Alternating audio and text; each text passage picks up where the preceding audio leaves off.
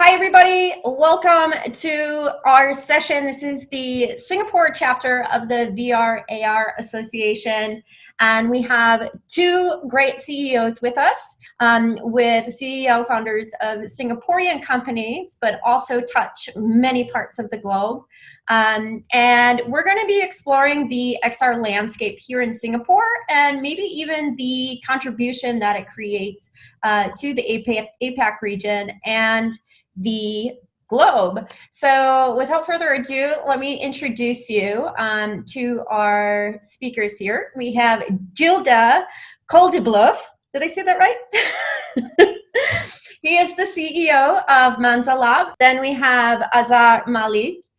He is the CEO of Evolve Innovative Solutions. So they're doing a lot of stuff with AR. I'm not going to try to repeat it. I know he's going to be the best one to go through with it. So let's start off with Gilda. Tell us a little bit about your background and how you evolved into working in VR. I did not really intend to move into VR, to be perfectly honest. I spent 21 years working for a photo company, Canon, and then I went back to school, to INSEAD. And after I graduated, really randomly or by coincidence, I met with two guys, the two founders of Manza Lab. And we ended up having a beer. For me, I just went to meet with two guys, the two founders of Manza Lab. We had a beer together. And at one point, they realized that I was open for opportunity. I just graduated from school. And they had just opened the office in Singapore to develop the business in Asia. And the funny thing is, I started talking about an experience I had just going to a shopping mall in Singapore where Sony was showcasing a VR experience. And then they told me, why don't you come tomorrow and we have a coffee tomorrow morning and we show you what we do. So to be perfectly honest with you, I was not really looking for a job in this industry. I love the experiences. I love these type of technologies and I love the creativity you can put in there. And the variety of the experiences you can have. So we'll talk a bit more later about what we do at Manza Lab. But this variety, this innovation, this creativity is something that I like very much. And that's where I said, okay, let's give it a try. Fantastic. I love that you come from a non-techno, like a totally different industry. However, there are maybe some nuances that are very similar too, from going from working in photography, going into this industry. Now let's hear from Azhar. I know you have a totally different background. Casey, I started out in 1996 and the major thing that happened to me was that I started out as you can say, truly like an entrepreneur. It was my freshman year. I started my first company. It was time of internet was just picking up. Hotmail was still independent back then. So you can imagine. Fast forward all these years, we became, a couple of my ventures became different agencies, different continents, digital agencies. So I am from purely a tech background. All these years of tech just compiling on top of each other, deprecating, new tech coming, then new tech coming, previous one gone. And in 2015, we were present as an agency. We were present in Dubai, we were present in Dar es Salaam, Utah, and New York. And at that stage, as a person, I took some initiative and opened an innovation lab. And I wanted to see where the new tech was moving. And given my background towards the marketing agency or the digital agency, we looked at the computer vision side, and it intrigued us a lot at the time. There were very few players, very little was being done, but at research level, a lot was being done. So we started creating different experiences. We started playing with different hardware. And in 2018 is when Evolve was formed in Singapore, which is now a no-code CMS, content management system for agencies. Actually, we have derived it. We're launching it this year due to COVID. Obviously, it's a bit delayed. But it's a tool for agencies where we have built experiences, we have developed those and made them codeless and made them part of a CMS system. And that's where I am today. Yay! I like no code. Yes. It makes it so much easier for no code tools to be used by content creators and other aspects of the digital space. So I'm so excited. Now we all talk about, oh, it's VR, AR, we're building this and that. Now, this question goes to both of you. how do you explain your company to a 6-year-old? If I was 6 years old, how would you explain what you do to me? Shall I start? Yes, let's hear it. Okay. I don't come from a technical background. And I truly believe that we need to tell our customers what kind of needs we will fulfill. But I'm 6. I don't know what you're talking about. Then let me finish. Rather than talking about technology. So first of all, we don't do games. We do B2B experiences. Our partners are corporate companies, for instance. So the way we position Manza Lab is by telling that we create innovative digital experiences with 2 verticals. One is training, and the other one is product communication or product presentations. That's what we do. Cool. Now, to support these type of experiences, we use different technologies. And that can be on a smartphone, that can be virtual reality, that can be augmented reality, that can be collaborative VR. So all these technologies are here to support the experiences we are creating for our customers. But again, the main verticals we're working on are training and product communication. That's the way we introduce Manza Lab. Okay, now I'm 6. Tell me. So ask Azhar. You're 6 years old. I'll let you own your own reality. That's what I will let you do. So if you can dream something in your reality, I'll let you do that. I like that one. So you can own your reality. That answer is going to inspire so many children, so many kids in school to move forward in this industry. So I really like that. Ooh, I like that background. Nice. Yeah, that's what we show you. Oh, that's how you tell kids. You're like, I work with these people. I work with these people. You know those people? It's all they don't know these companies, but that's okay. Well, they should know H&M, Spotify. H&M, yeah, they should know. VRARA, probably not. Probably not. Dior for sure. Yeah. I love it. So let's move on to these trainings. Gilda. Okay. So in the past years, there's been lots of advancements with training and education with AR and VR. Can you explain a little bit more of like where you guys are at and where do you think that's heading in the future? First, I'd like to step back. Sure. And to talk about the history of Manza Lab. Manza Lab started creating what we call serious games. It wasn't computers, it was 2D experiences. Then we started creating role plays. Then we started creating VR experiences. And then we started creating an app so that you can get trained on a smartphone as well. The reason why I want to highlight this history of Manza Lab is because we talk a lot about the multimodularity in the learning experience. What we propose is again, experiences to train people. That's the need we would fulfill. And it's not just about we create a VR experience. Because what you want to do, for instance, is to have a VR experience as if you had a professor standing in front of you, telling you stuff. You go for, I don't know, newcomers in the company, you can do onboarding programs, and then you go for VR experience. You can have what we call collaborative VR, which means you put people together in the same room, you put their avatars in the same room, and the guys can talk together. But then when the meeting is over, then this is when you may want to continue the experience. So that's where we use the app, for instance, to continue sharing content regularly. We call it the always learning concept. So you keep learning as long as you push content into the app so that people keeps learning. And we also create, so the app is very good for hard skills, for instance. And we also create role plays whereby we train people on soft skills. So the point I want to make here is that the learning experience is really multiple.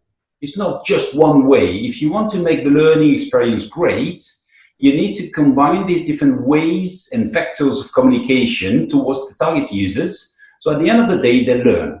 Mm-hmm. That's very, very important in terms of technology. Manza Lab has always started with a very famous neuroscientist, has always worked, with a very famous neuroscientist called Stanislas Dehaene. And this gentleman is not working for Manza Lab. He's done lots of research on the learning experience. And he has described in books the 4 pillars of learning. So the first pillar, to make the learning experience efficient, is the attention. If you don't pay attention, we're all wasting our time. The second pillar is an active engagement. You need to play an active role during the experience. That's very valid for games, for instance, as well. The third pillar is you need to receive feedback. I need to tell you during the experience if you're doing great or if part of the learning experience is not so good. And the last and fourth pillar of the learning experience is what we call consolidation, which means we invite you to do things again and again and again. What we do at Manzalab, we use the 4 pillars of learning experience to make it efficient and effective.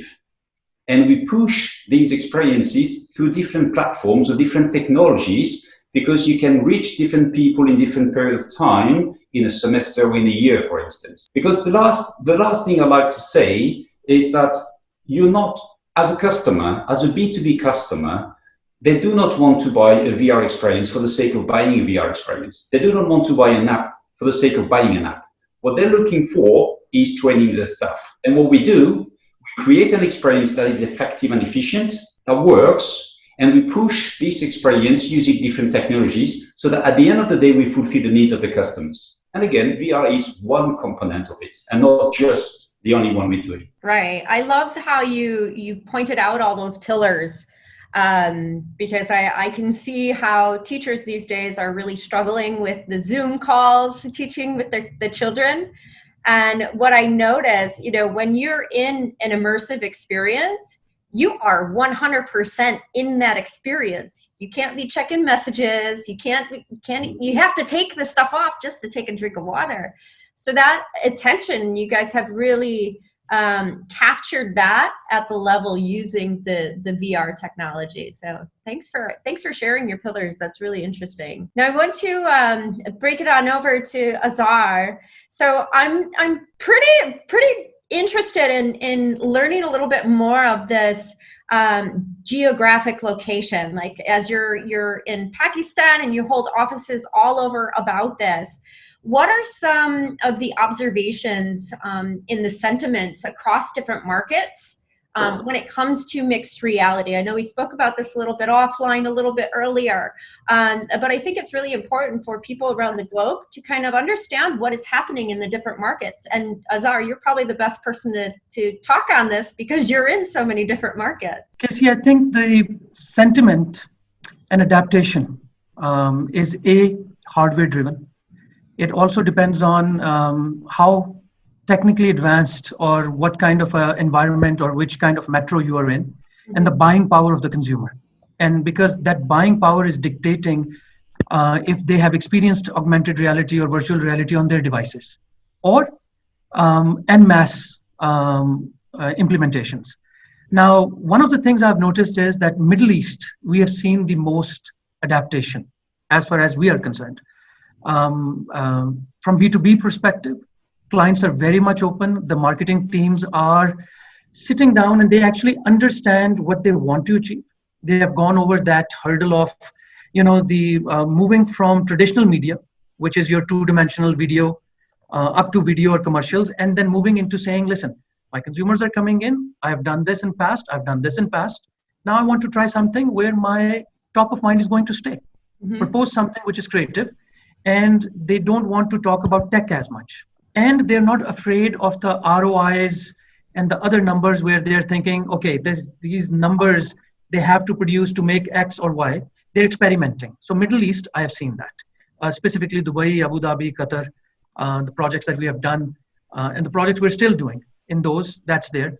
I have seen even in Pakistani market, which is one of the emerging markets, but from a per capita income standpoint or others, we're just like India. So Pakistan, India, Bangladesh, technically things, people are available that do the technical stuff, but the general public is not very technically savvy. But adaptations on non-device AR adaptations like AR broadcasting, those things have picked up in masses. Wow. So they have been utilized in events. They have been AR broadcasting in events, AR broadcasting in malls. So the more example that you see of AR is B2B or in events based, but broadcasting based. which is totally different tool set, totally different everything that we do day to day in XR environment or web environments. So that's big in these markets. Then I would say tourism. One of our biggest implementations to date, which is still underway, is in Africa. So Africa, tourism side of things are picking up. Governments are getting interested. So yeah, but when in Singapore, we have had a tough time. I'll be honest with you. Our working in Singapore, more like Gilda's ROI, that if there is training, yes, it can be done this way, it can be cheaper, so there is an ROI, I'm going to do it. Compared to over-the-top, luxury-based implementations, clients back off from, as compared to Middle East or as compared to even Pakistan.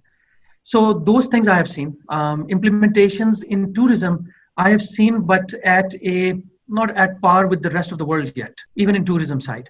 Things are picking up, companies are there. One of the biggest things that I have noticed is the buying power is there in Singapore. People actually do know what augmented reality is, as in masses. Virtual reality is picking up because of Razer and gaming and all the gaming culture. So people do understand that. It's just the implementation. I think the creative people with accessibility to hardware. That's the second thing. We have one of our biggest investments has been the hardware throughout. So government initiatives, if they can take that, and I think the education on marketing teams parts to showcase, which is I think a VRARA initiative on our side, it should be that how are we showcasing and educating the end consumer, which are the marketing heads, marketing directors, campaign managers, account managers. When you go in, they're scared of costing. All of a sudden, something that could be done for X cost, they have X times 30 in their mind. And that's why they're not even entertaining ideas when the brainstorming is happening. And I've seen that with quite a few companies that we dealt with in Singapore. So yeah, sentiment is overall, globally, I will tell you, things have picked up, obviously, because everybody is now seeing the value that we've been preaching for last 2 or 3 years, and it's picking up. On e-commerce side, it's huge. I think if we are able to provide education to the end consumer, which in Gilda's case, my case, are B2B, if we're able to do that for companies at mass, we should be able to see a very good sentiment or very good adaptation of actual cutting edge technologies and actual experiences where creators are getting involved in creating things which are, which take or make use of multiple technologies. Because in order to create a experience, it's collaboration of many teams in augmented reality or in virtual reality, which technology to use, which design tools to use, what your user will be looking at. You speak to the activation agencies. And sorry, I'm blabbing about agencies because I come from an agency background. So I understand when these companies go out to agencies sit down and they talk. So an activation agency at Christmas is going to sit down now and they're going to talk that if I'm going to do this at Orchard, how many people can I turn in an activation case scenario per minute? So when it gets to the VR side, it's a longer turnover. You're doing 4 activations a minute. It's not viable anymore, dollar-wise. So they need to think outside the box. If we can go out, we can let them know about broadcast AR, the watchability excitement that comes from if the kids are doing something, their parents are recording, sharing, all those features, all of us, and some give takeaways, which can go in sort of an app, XR, or others. Obviously, companies will listen. I think it's putting all of these tech mumbo jumbo together in simplest, dumbing it down to the agency level, to a creator level is required. So people will think creativity, not technology. You take that, and I think adaptation in Singapore can be humongous because we have brands. The local FMCG brands are big. We order our groceries online even before COVID. So knowing how big the box is going to fit my pantry or not, how big the spices are going to be, XYZ, all of that. It's happening in US on winery board, and wineries are doing it on wine bottles, beer bottles. So you provide that information there. You can provide it on a cereal. Lego is doing it with the whole bunch. Hasbro is doing it with their toys. So the next generation, or I would say 3 generations behind us, they're very adapt to AR, VR. It's the ones behind us, our generation, and the one up front of us that we need to educate a little bit. So sentiment overall, I think education is required. Once that's in place, people can take the risk-free, corporate risk-free jumps in front of their peers and with their budgets. I think people want to do it. But right now, they step backward a little bit because justification comes in. Where is the ROI? Yes, this looks great. I will take that La Bonita example that you gave. In that La Bonita experience, the whole place turns into basically a foliage. If we're talking about the same. So that foliage, I was discussing this with somebody about almost 6-8 months ago. I think it was around the F Connect time. I showed it to somebody. I said, this is great initiative. And automatically that marketing person said, but what was the effect on their sales? Did they sell anything? Why did they spend money on this? Was it viewable through these devices? How many people get attracted? I said, only the people who implemented it can tell you. But somebody took a risk, somebody did that to create awareness. And then showcasing that awareness, imagine, I had top of mind, you have top of mind, you've mentioned it again, the virality that you cannot buy is better than PR. So putting those into some sort of case studies, bringing them out and putting them in front of the C-level executives, that education side is, I think, will build out a lot of energy behind it. Right now, the sentiment is we're at about 30% yes, 70% asking those questions of ROI and everything else. Mm-hmm. But I would say with the Oculus Quest and some of the other hardware that we're expecting in next 18 months, I think that there's going to be a backlog once these things starts hitting, once people's devices have moved up. So overall, my sentiment is I'll tell you. As a global citizen, global nomad, I can tell you, I have good backing in the sense that emotionally I feel very much attached. Not that it's just my product. I just feel where I was back in the late 1990s, looking at internet, getting excited. We're all excited about AR and VR on the tech side also, because we foresee next 5 years going this route. Very cool. Thank you so much. I agree with you 100% about the education to the marketing teams. That is something that I've been struggling with. And I think there is a definite need for more quality marketers to come work in virtual reality and augmented reality so they can help with these B2B campaigns. But you have to think that these quality marketeers they already exist. Yes. 10, 15, 20 years of experience of traditional. They know the nuances. They know how the traditional is working. Now all they need to do is, if we are able to educate them better and see how this medium, just like a website in the late 1990s, is going to supplement their campaigns, is going to enhance their campaigns, it would work. And obviously the other side is what Manza Lab is doing. That's a huge upsell. That's a huge, see, what we do is marketing. What they're doing is they're answering a problem right now. So there's a huge demand for that. Mm-hmm. So that's picking up in education, it's picking up. So sentiment-wise, I would say from that perspective, it's the game is on. From our perspective, like you said, education, marketeers, everyone else has to jump in.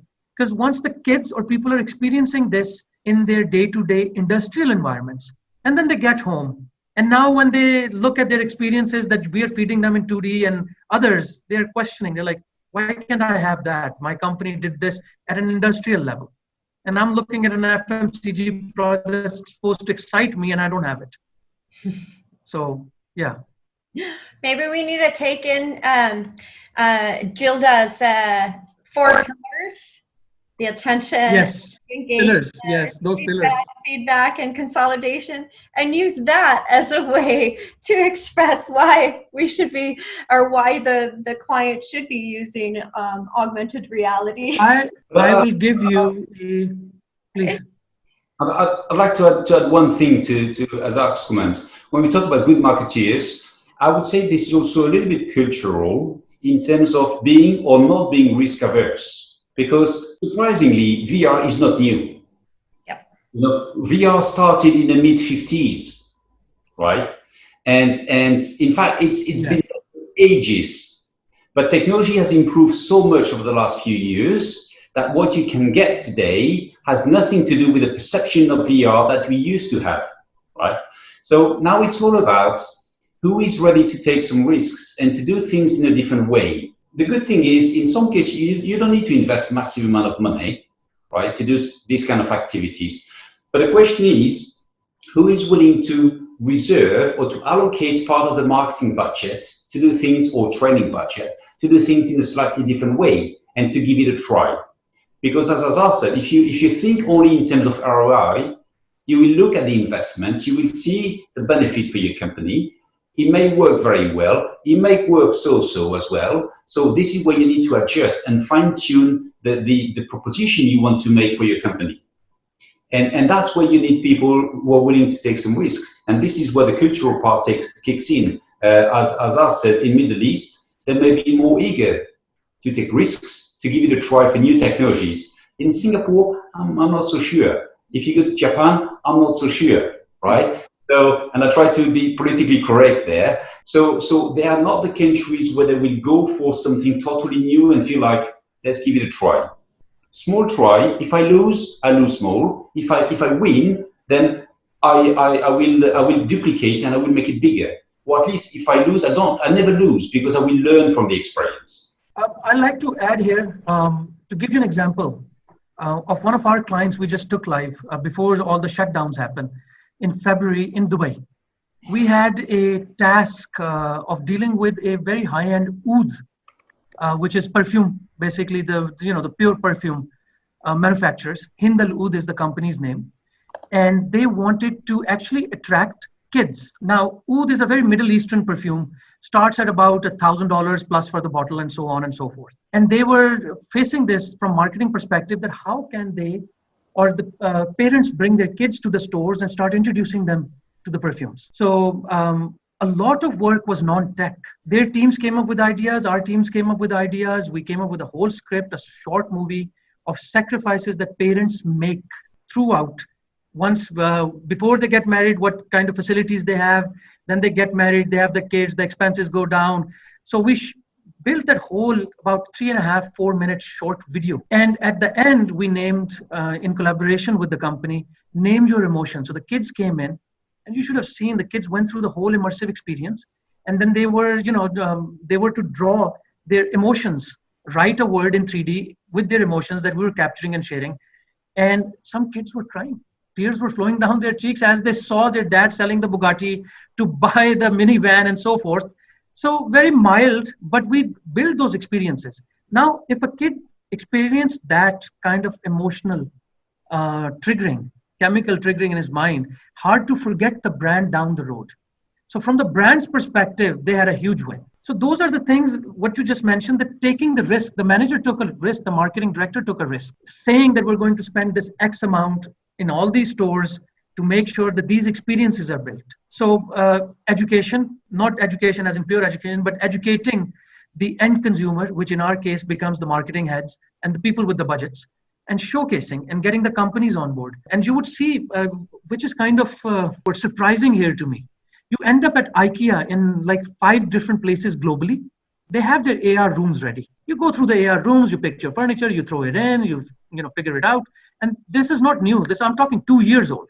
Mm-hmm. You end up in places like, let's say New York, in Macy's. And Macy's has a huge furniture implementation that they started small, like you mentioned, and then they have grown it into all of their stores. You pick up your furniture, you do everything, you walk through your house literally in that room, and you buy, and it gets delivered. Singapore, expensive furniture stores, big furniture stores, IKEA's, no implementation. IKEA owns the tech and no implementation, which is just mind-boggling to me. Like it's single companies, still the same corporate.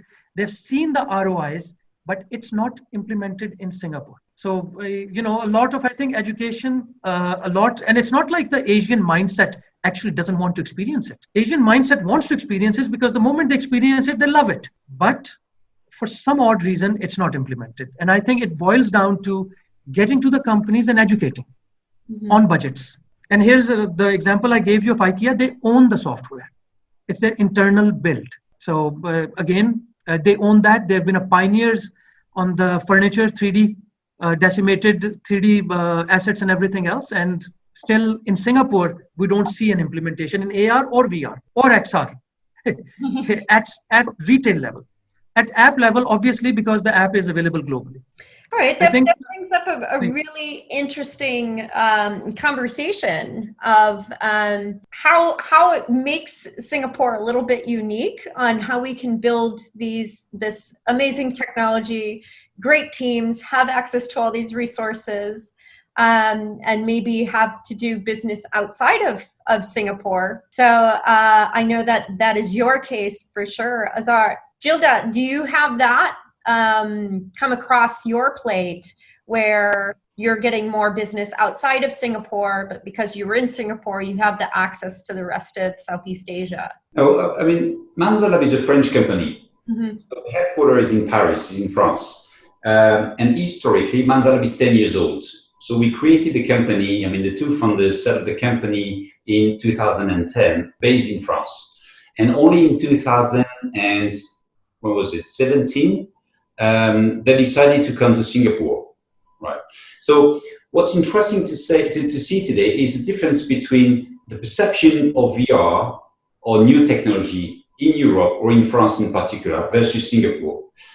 Just to give you one example, we have a website like many other companies, and on our website, if you want to contact us, you got a box that says contact us or contact@manzalab.com. We receive probably 95% of the requests in France and the other 5 in Singapore.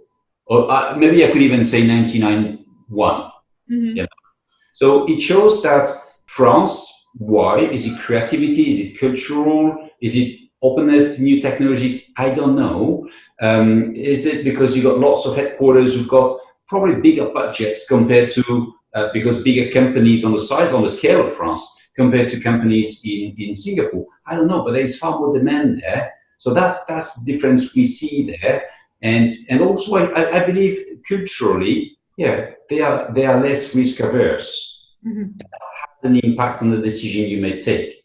Also, as I was talking about return on investment, and again, for marketing people, that's quite relevant. For if you think about top management, they will spend 50, 100,000 US dollars, whatever the amount is. Of course, you want to understand how much return you're going to get. What will be the impact of this investment? Because you could invest in a totally different way, totally different technologies, totally different activities. You could invest somewhere else. So where are you going to get the best return? And top management is not interested in VR per se. They're interested in how much are we spending, how much value are we creating, and that's the type of analysis that we make. So that's where you need, and that's the education, as I was talking about, this willingness to try that I was talking about, to make sure that we try at one point new technologies, new activities. So we see that in France. We don't see that often in Singapore. I always consider that VR, as I said at the beginning of the conversation, is one component of a total offer, of a complete marketing plan. So you have this much money to reach this much goal as a marketeer, as a sales guy, marketing director, whoever you are in the organization. So how do you spend your money? What kind of activities do you create or do you prepare for your consumers, for instance?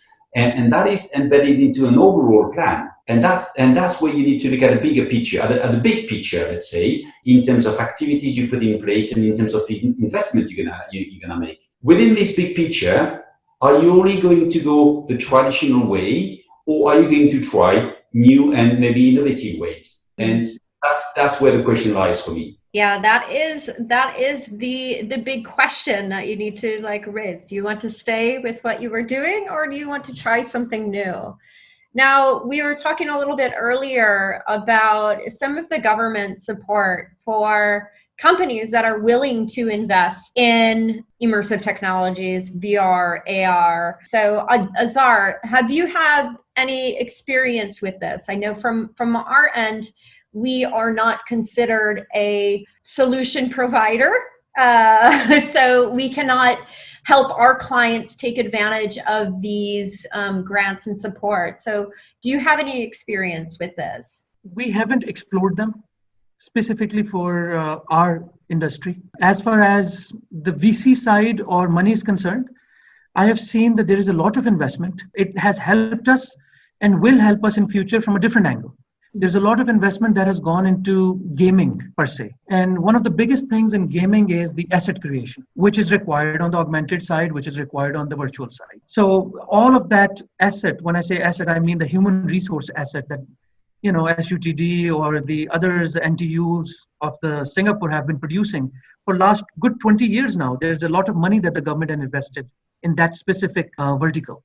So that we have seen as artists being available, as tool users being available, which are very in tune with developing on, let's say, Blenders of the world and ZBrushes and so on and so forth for 3D assets. So that is one thing that we have experienced, we have taken advantage of. Direct financial input. VCs are also at the same question that a marketeer is asking. Why would somebody take your product? What would they gain out of it? What is the stickiness of it? If you have a SaaS-based, software as a service-based product, how long is your churn or attrition rate? So all those questions VCs are asking. And I think we waited till this year because market was not ready to go in and devalue yourself. Fortunately, we could wait because we are a self-funded company and have been in business quite a long time. But for startups, for Singaporean startups, there is a lot of funds available. A lot of investments are available. There are deep tech funds which are being run and vetted out. And if the presentations are made right for an initial setup at the seed level, those are available. So Entrepreneur SG is one of them. So, all of those, if you take advantage of those up to 100,000 grants, yes, for the startups, there are programs available. What they don't help with currently, maybe the tech is so new or the industry everybody's trying to get their hands on and is still getting molded, is help on not how the books would run. Because at this stage, that was great back in 96 and 2000 when I was an entrepreneur, how the accounting is done, how this is done. Things have moved a long distance from that. A lot of advice on managing, on HR, all of that is available. I think more commercialization help, how to make money should be provided. Yes. That is missing. And the reason it's missing is people think it's their secret sauce. Democratizing that, because there's no secret sauce. Everything is online available. Everybody has. It's just pure networking, business development, but with tools and XYZ and moving forward.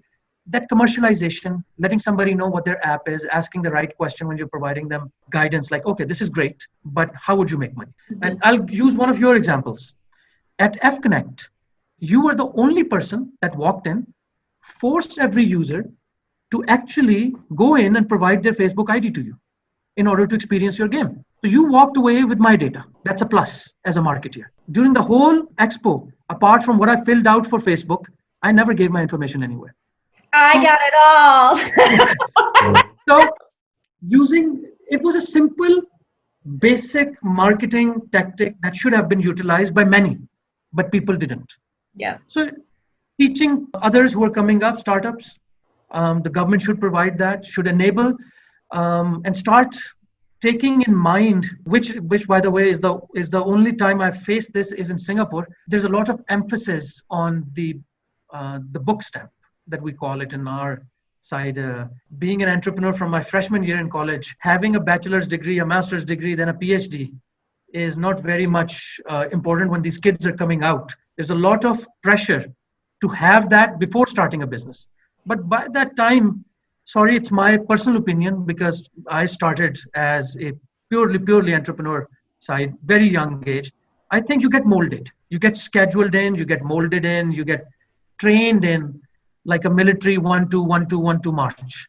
And then it's very hard to break that mold. Mm-hmm. So new methods, the Finland, Sweden, all of these, the new education methodologies should be implemented and focus and stress should be taken away. And the new STEM-based methods as we grow, even for startups, teaching somebody how agile development works with Lego is a lot easier than I give him a book with a lot of drawings and a lot of, jargon. Mm-hmm. So those things need to be implemented. Singapore is good with that because bit of infrastructure does exist. But coming back to our side, that AR, VR side, putting that all together, I think dumbing down the tech somehow can help. And it is what is missing from government side, from others, creation of committees or, pretty much like a team to monitor it at a government level even. To pursue is missing. And if we can have government backings, just like they did with the gaming side 10 years ago, 15 years ago in Singapore, if we can have the same side, we can do wonders. And I'll give you an example. We own a couple of rigs, photogrammetry, when you're doing character design. So if you need to take a human, so it requires about 150 DSLRs, this, that. The tech has become old now. It's not cutting edge because it's common knowledge now, how things work. With software like reality capture, it becomes easier. I was working with a client and they were very much interested, an insurance client in Singapore, in getting their sales staff 3D'd, presented, and sale enablement tool. I couldn't find a single rig in Singapore or in Malaysia, not a single one. I have one in Dubai. I have as a personal, like a company, I have one in Pakistan. Europe is packed. If you talk to other people, you have access to these rigs, not just these rigs, but volumetric capture rigs now. You have access to those, you have access to Intel studios, you have access. So maybe the adaptation is higher because the quality of content production, A, is higher because of the high hardware availability, B, accessibility to those without investing your own money, without dropping $250,000 to make those rigs, it's available. And from government standpoint, I went to Pixel Lab, for example, and the Pixel Lab is supposed to do that. And I offered them, I will bring the rig in, and it just went somewhere in the air, no interest shown. Although it was my money, everything, but I wanted government support to move in if I was going to do that. So those kind of things that we educate, we make these committees, we push these, take the incumbent people to somehow listen to us. I think that would work. Yeah, I think a lot of maybe even like the people that need to help with making those decisions don't understand what, yes, there is technology, but there's also all these parts of the ecosystem that need to come together in order to enable us to grow, like doing like volumetric studios, or having like places where content creators can actually learn from each other. At this point, there's not that many like 3D designers or animators within Singapore. They all work in like agencies, or maybe they're freelancers, but there's really not that collective area for them to collaborate. So these are definitely things that need to. I think Pixel is a good example. They were formed to do that in Singapore. And it's just, I think if we are pursuing and we hit them up, and then it's education. At the end, it's all educating people what's available and why it should be done, and cutting through the red tape much quicker, I think would work out. Got it. Yes. Well, let's bring Gilda into this conversation. I want to ask Cam. Let's imagine the world from your like future lens, and where AR and VR technology is fully advanced. What is the one thing that you would like to use or experience this technology with? For me, the answer is very simple. I'm not so much into social media, so the gamified experiences you may find not really for me personally. I like things very practical and usable. And we've seen some leaks here and there about Apple coming into AR, and that's not new. We know Tim Cook is very much into AR, and I saw the Apple glasses recently. I saw a leak. Is it true information? Is it fake? Nobody knows. You have to be at the top management of Apple to know, really. So nobody can say this is really going to happen. But I think it will come at one point. I think what is important in our industry is to think about the ecosystem. You need the platform, you need the hardware, you need the solution providers, you need the designers, and then you come up with a complete solution that the end users can experience. You need to make it simple for the users. Now, coming back to your question, if you watch the movie, you see the guys just putting the glasses, but they look like not VR glasses or headset, let's say, but just very simple, like sunglasses. They put the glasses and you see not an avatar, but holograms of the guy sitting around the table with you. You can talk to them. And then you can also see the body language, facial expressions, and these type of things. And then you really have a meeting with these guys. So this is not going to happen tomorrow, but maybe day after tomorrow. And that would be a game changer. And when you talk to companies like Lenovo, for instance, they tell you that in about 10 years' time, we won't have any smartphone anymore. You will wear your glasses and everything will be available in your glasses. If you watch videos from Unreal, the Chinese company, they're showcasing what kind of usages you can have from wearing their glasses. Mm-hmm. And starting opening their SDK to developers. So now they got the hardware. I mean, I don't know at what stage they are, to be perfectly honest, but they want people like us to create solutions or applications so that people can start using them. So are we far from it or not so far from it? To be very honest with you, I don't really know, but it's, I would say, a question of a couple of years, probably. But the day a company like Apple goes into the market with the power of the brands, with the attraction from consumers, that will have a massive, massive impact. But a key question for me now would be, would we want them to go into B2B or into B2C? Because that will have quite an impact as well in terms of the attraction from the consumers, the willingness from the consumers to use these technologies into B2B environment, because this is where the money stands, you know, at one point. For consumers, if we stick only to games, there is a lot of money to be made in games, in the gaming industry, definitely, especially these days, by the way. But yeah, I think both sides of the industries, or both pillars in these industries, would need to be taken care of to make sure that everybody can go on and make good business as well. So, same question for you. And I would love to hear from your perspective, what would you like to see within like the next 5 years? Before I get into that, just to let you know, gaming is big business, because I woke up to $1.8 billion news from Zynga acquiring Peak today. Unheard of, you know, just for 2 games. So, and knowing so long in this industry, I'm still trying to figure out with all kinds of calculators, how was that possible?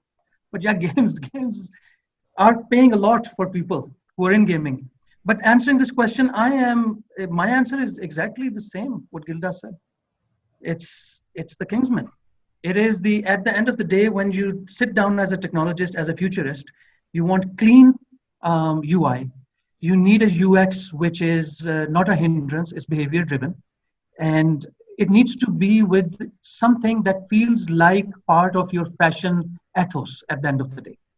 Be it like Kingsman, you know, nice suited, cutted, booted, XYZ, or be it like you have something from Supreme, you know, whatever that would be. But that I foresee that as future. I totally agree. We are in sync over there completely. And obviously the only company, if you ask me from the glasses standpoint, that has been slowly gaining. And I don't think Apple might come out with something. I think it would be companies like Unreal. Because if you take a look at the 80s jump, it wasn't the IBM, it wasn't the Lotus Notes, or it wasn't the the Xeroxes that created the new environment or the new economy. It was the new companies, Microsoft, Apple, so on and so forth. You fast forward 10 years, it's 20 years. And then it's the Airbnbs and the Ubers of the world. There was a new regime. So I don't think Apple, because of a lot of bureaucracy, they might not. But my bet is not on Apple. My bet is on these smaller companies that have the leverage to be nimble. They can bend, they can mold, they can listen to us, they can listen to other people. Their budgets are small and teams are very concise and still not bureaucratically driven or being pushed by big corporation visions. So I am still betting on companies like Unreal. I'm a big fan. I have experienced them in different expos, and obviously they're very, very close. Like you feel like you're wearing an Oakley, not Kingsman, but at least you're wearing like Webby Parkers, but you have your Oakleys on like you're going to a sports baseball game. So they're almost there. But tech, as in chip, the sockets on chip side of the thing is not there yet. Processing power is still increasing. So with Oculus Quest, we saw that what we're looking for can be done. And what Gilda's just mentioned on the ML side of things of AR, VR. So we've been talking a lot about these platforms, like what Google is doing or they're launching. And the consumer only knows about these platforms. What the consumer doesn't know, which is in our case is us, Sometimes when you get knee deep into research, you find out it's the ML and AI which is driving it. A lot of them are using the same algorithms, same models, same segmentation models. I think the latest machine learning models from TensorFlow have dropped down to like 1 MB on device. So processing power is also coming down. So with that kind of processing power, we are not asking, let's say iPhone, or let's take a better example. I buy an Oppo, which was a 2015 model, right? That Oppo has enough processing power with internet 5G connectivity, although it wouldn't have 5G, but still with 4G or 3G connectivity, it will give me that 1 MB to run the TensorFlow model on it, which means I can do the facial recognition, I can do the facial, landmark recognition, I can do face detection, I can do a lot of AR things, and then just, do the sticker or UV on top of it. So technically, without boring you guys, with the mumbo jumbo, but technically things software-wise are becoming smaller. The software footprint is becoming smaller. The hardware processing, Moore's law, is doubling every 6 months now, not even 18 months. So that with both of them coming in line, it will bring, or it will end up with somebody coming up with the most aesthetic, lightest glasses or a wearable, and then voila, and if you take a look at even the size of cameras, because Unreal uses Intel. So with Intel introducing new T265s and the new range, the onboard, which is on chip processing for that, has gone up. So the bulk, which was on, I don't know if you guys ever experienced the Google glasses about good 15 years ago. They used to have this bulky thing, and the camera used to come out and go this way. And the first time I tried it, it was 2007, early 2008. I was just amazed. So they were the pioneers. They were there in 2008, but too early for even a company like Google, too early. So if we can answer all of those, I think in the next 5 years, it's going to be augmented reality. Staff working. I usually work with 2 screens. I've gotten used to it. I've gotten old. I can't look at a 13-inch screen on a laptop even when I'm, working remotely. So all of those things, all of a sudden, if I can put the glasses on and I have 2 36-inch 8K screens in front of me, and my hand gesture is being calculated with the camera or the infrared, either or, which is possible today. And what do I need a bulky computer for? We went from being desktops, and I don't know about you guys, I am the generation that saw the bulky desktop, then went into the laptop being amazing, although it was 12 pounds, to laptop being like 3 pounds, to tablet, to smartphone. So we are that generation that pretty much everything moving forward. So from that perspective, reducing, even the cell phone down to glasses or a wearable. And I think the second thing which is going to affect probably few years out, is still few years out, is the battery life. The battery life which is going to kick in. How long will those glasses work? You see, you get from driving.